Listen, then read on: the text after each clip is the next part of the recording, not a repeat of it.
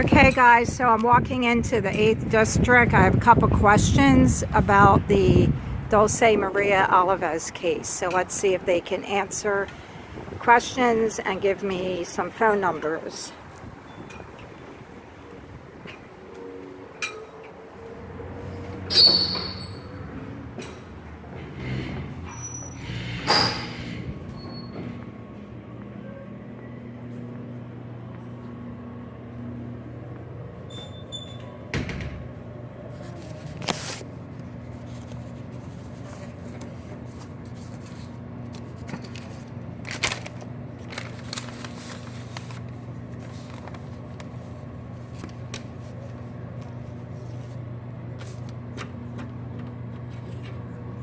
Hi, officer. How are you?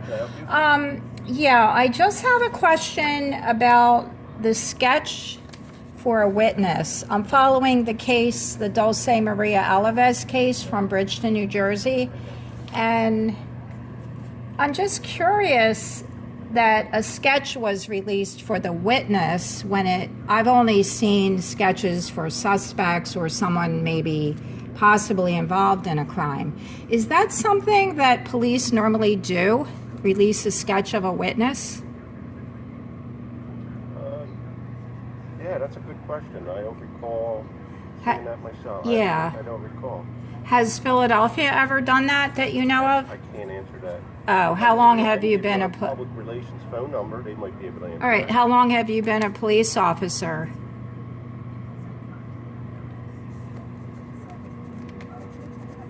215. Okay. 686. 686. Go ahead. 3388. 3388. How long have you been a police officer? 26 years. 26 years. And you don't remember. I don't recall. Generally, you don't recall. Same here. All right, I have one more quick question. I appreciate your time, and I won't keep you, but it's really important because that little girl is just an innocent. I mean, she can't be held responsible for something that her family did if that's what the mother had implied in the last interview. But anyway, do you think the police would be interested in hiring, or not maybe hiring, but using a citizen group to help research like cars that might be involved? They said there was a red van with tinted windows and a sliding door, but I'm sure there's a lot of vans in New Jersey or even Pennsylvania like that might be involved, and the time, the manpower, the hours to research. Do you think if the police would ever approve like a citizen group to help with the investigation, just with that part? I mean, I know we're not to know all the details. Again, probably another good question for public affairs. Okay. But I will say this, we advocate for town watch groups. We train civilians to organize and operate town watch groups. Town watch. Yeah. Okay, so there would be one around here probably, I would, like in my neighborhood, or? I'm not sure how many are active here specifically. I wouldn't know. Okay. Town watch. All right, I'll check that. And let me just see if there's one more question. Okay, the suspect. If there's a suspect list or someone, just say one suspect, is his name, his or her name released to the public? Do you know? Yeah, we've all seen that. We've all seen that released on the news in the past. Like a person's actual name, he's a suspect? Because I just wonder if that's kept quiet, because there was... Especially if there's a warrant for someone, yeah. It's oh, it would be released? Because there was a fella just arrested... I mean, if it interferes with the investigation, they may not release it. Oh, they may not, depending. It's all like decision-making at that point. Because there was a fella just arrested in Coatesville for an assault back like 25 years ago.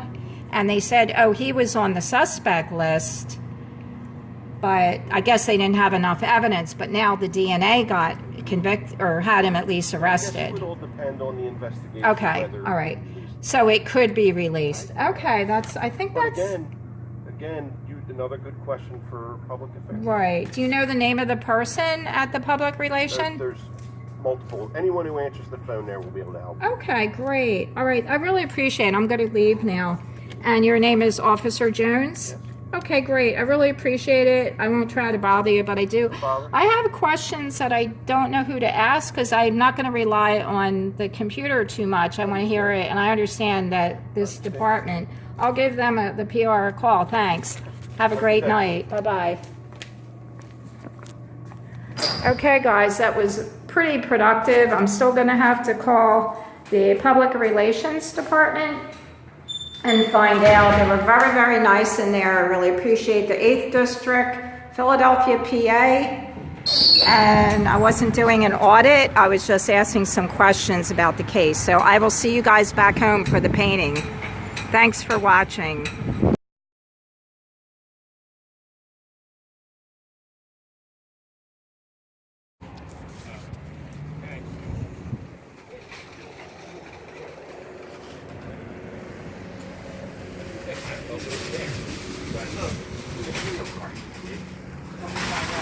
It's one of the flower beds and he called it a pitch.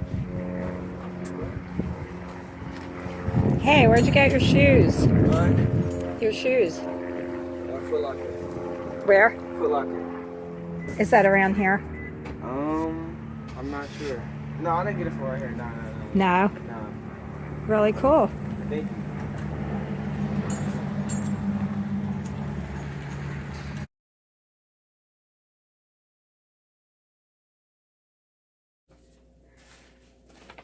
All right, so back home now. I mixed up some of the paints. I'm going to be adding the silicone. But I did want to just speak about the orange shoe that I found at the supermarket. That was totally unplanned. I mean, I went out shopping and then I decided, yeah, I need a few things for dinner tonight. So if I had arrived a minute or two before or after, I wouldn't have seen orange shoes. And I wanted to point out that this person wearing orange shoes has nothing to do with the case as far as I know. He didn't meet the description. But I wanted to show you that the orange shoes is something that really stands out and that you would notice. So another thing I want to mention is I did call the Bridgeton police on Saturday, which was yesterday, and I asked about the description of the orange shoe, red pants person, and the chief of police wasn't available, and he is considered to be the PR person. So I spoke with a woman at the number, not emergency number, the non-emergency number, and the woman said that we shouldn't disregard the description of the orange shoe guy. We should take all the information as, you know, our clues to what the possible abductor, who that might be. But she's not the official person, so I will call back tomorrow and see if I can speak with the police to see if we are to disregard the other description of the orange shoe guy, which was given by a child. A child described that, and that came out later. That fact of a child giving a description was a month later, approximately. So I think I read that last week. So in regards to the sketch of the witness, you saw that video in the beginning when I asked the Philadelphia police whether that's ever happened. So again, I want to mention that the person I saw wearing the orange shoes does not fit the description. So please don't, I'm not implying that. I'm just showing you that if you see orange shoes, it's really something that would stand out. So in my opinion, the person with the orange shoes, if that's even accurate now, that person lives somewhere. So today I'm going to be doing a landscape painting, and I've just added all the silicone. I don't even really measure. I just 3 or 4 drops. And this blue paint is actually white paint mixed with some pigment. And I'll probably be making a video about this. And I didn't even measure it. I just put it there. So the silicone is, okay, the Artist Loft.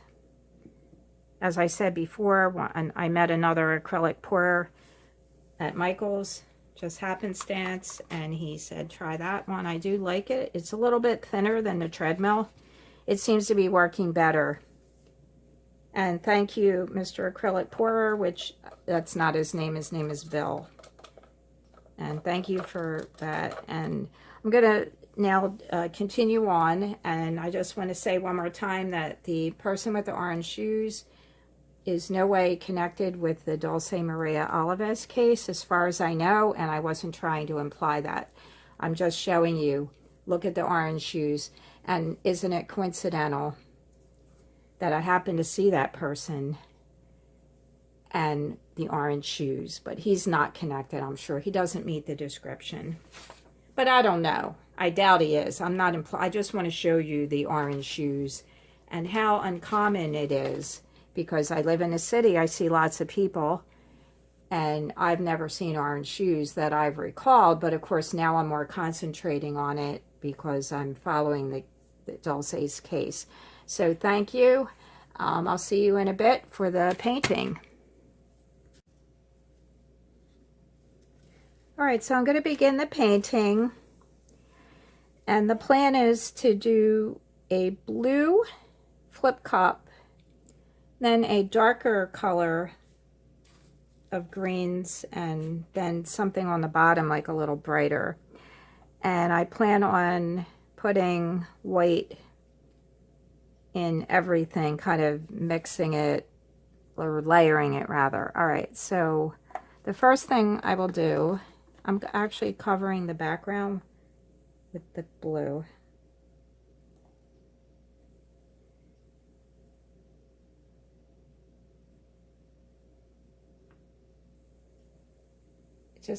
I mixed quite a bit of this. It's white paint. I believe it's the Artist Loft Ready Mix. Mixed with some pigment. And this white is A.C. Moore craft paint. I'm just going to tilt this a little bit.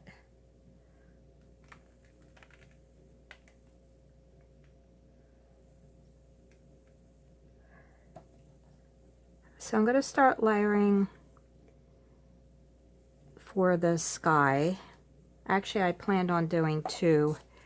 Some glitter paint,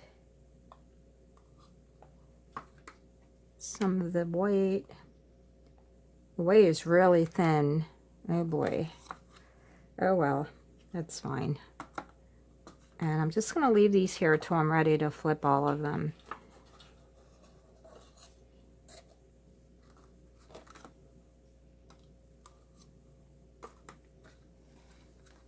Actually, I wanted to do glitter, maybe a little bit of glitter in this one, darker. All right, so I have two flip cups for the top area, which is the sky.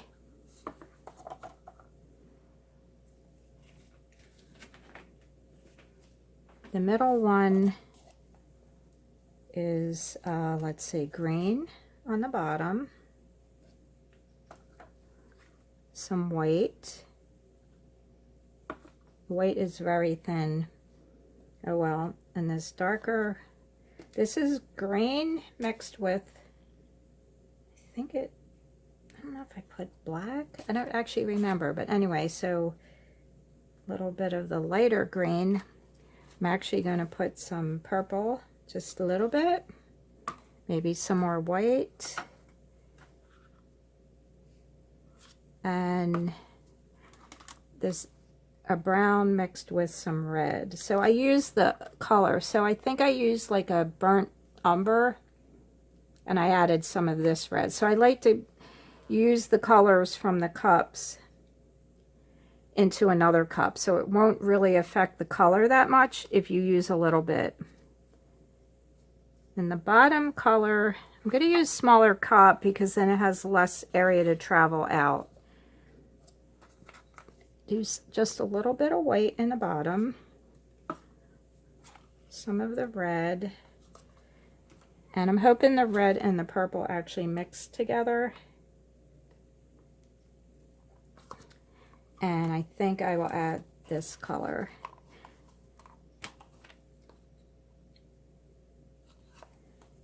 because I'm using the colors from the layer above. All right, so now here we go. And I think I might add a little more. I might add the rest of this purple in. Just a little bit left. And you know, I'm using the spoon straws that I like, because you can scoop the paint. And I cut them off a little bit. They're a little too long.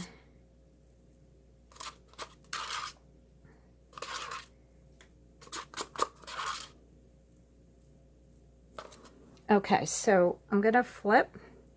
Not real good at flipping cups, but yeah, it always comes out.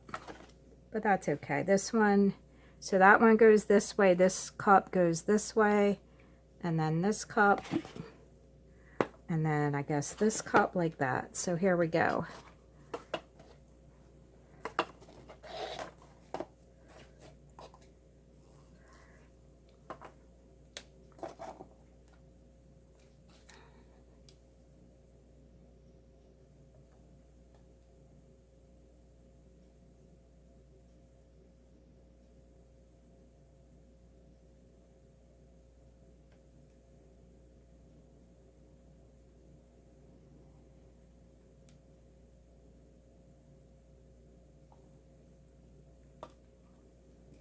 I really don't want that much blue in it. Let me find the torch. And I changed out all of the press and seal to make it a little cleaner. And I might scrape off that, but this is my torch, just a kitchen torch.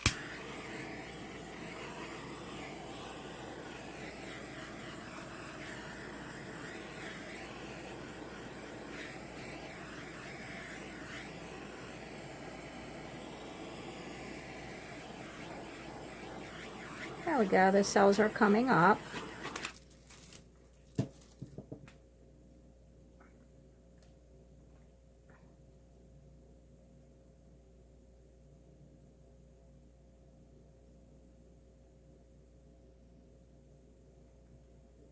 Just want to maybe get some of the paint over the edge. There we go. Kind of looks like a green monster or something. All right, so I want to maybe get not too much. Not sure if I'm liking let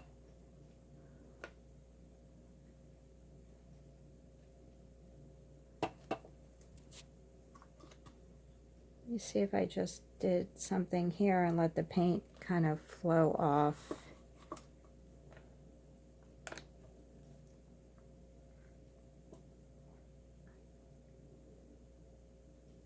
I want to push some of this. There we go.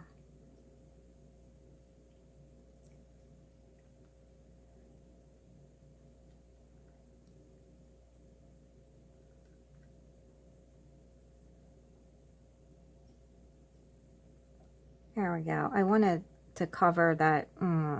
There we go. Sorry. Oh, it's really pretty. I like this blue and the green here.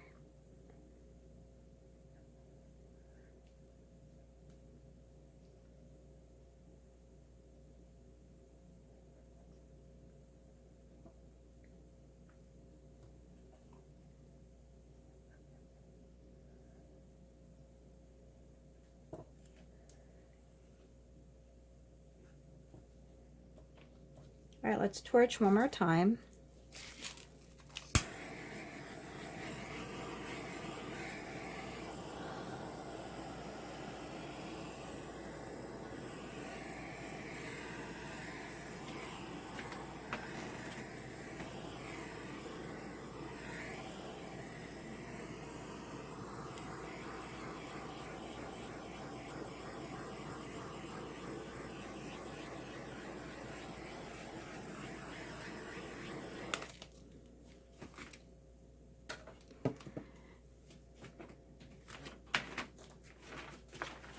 Alright, so I purchased some of the, whoops, I got paint all over it now, but anyway, this is the acrylic ink by Liquitex.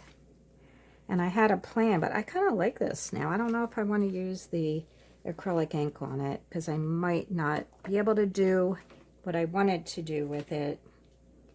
So I think I'm just going to leave this. I might torch it one more time. And then I'll just experiment with the acrylic ink on another painting, because I have an idea of what I wanted to do with it. So let's see. I just try to, I do see some of the glitter. It's not too much. I just like to have that little sparkle. And I love these glitter paints. They're really, really nice. They're pretty colors. All right, so that's the landscape painting.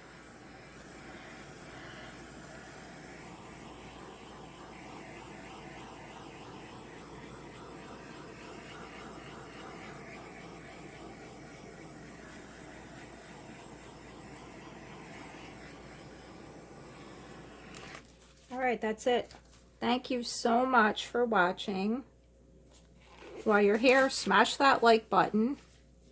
I hope you'll subscribe. I'm going to continue making videos for this case and the Delphi case. And great. Have a great Sunday. Thank you so much. I love you guys. I really do appreciate. I hope you're enjoying all my videos. See you next time.